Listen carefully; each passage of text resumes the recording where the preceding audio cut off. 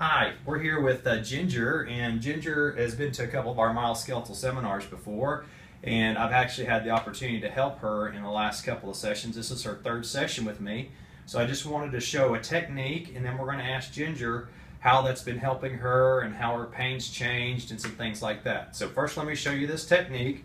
So what we're going to do, Ginger, you're just going to sit on the edge of the table right here. I show this a lot in our seminars. We use it for scoliosis, but what we're going to use it for today is for a backward sacral torsion. And she's been having a low back pain on that left side, been traveling down into your leg. Was it traveling all the way down to the bottom before? Yeah, all the way down the lateral side into the ankle.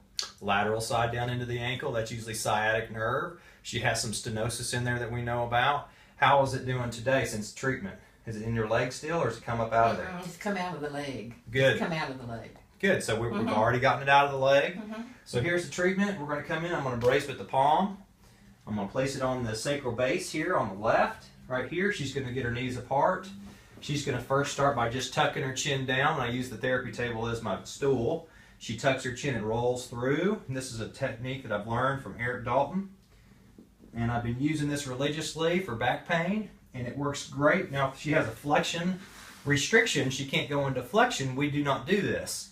She takes her right hand off, pinning on the left. She's going to reach to her left ankle and just roll her rib cage under and lean away from the left side.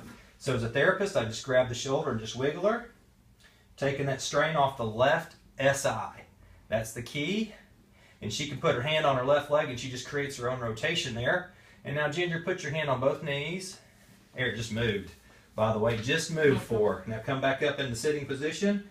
After it's over, we're going to sit her up nice and straight, teach her how to sit up nice and straight. Last thing I want to do is just have Ginger stand up. So she's going to push through her heels.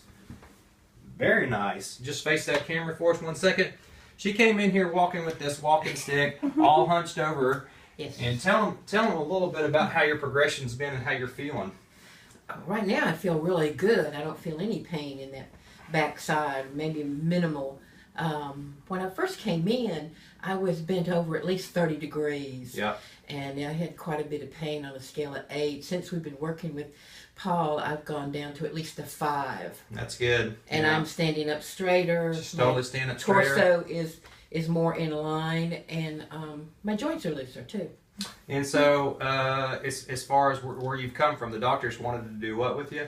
The physicians were recommending a laminectomy with rods and screws and plates, and I didn't want that. So I took a class. I've taken a couple classes, and then the last class that I was in, there were several instructors that said, I really need to come and see Paul to hold off surgery until I had a chance to work with Paul. And that was excellent advice, and I'm very grateful for Nick and Michelle and Roddy and Dave for suggesting that. That's right. So some of our TAs out there met her in a seminar, and then that's how she found me. And we'd love to see you at a seminar coming up here. We're going to be teaching all over the country. Stay in touch with us on templehp.com. And I hope you enjoyed this little bit of a second. And thank you, Ginger, for coming in. Thank you for straightening me up. Yeah. And you didn't straighten me out. You just straightened me up. Straighten her up. And she looks really good.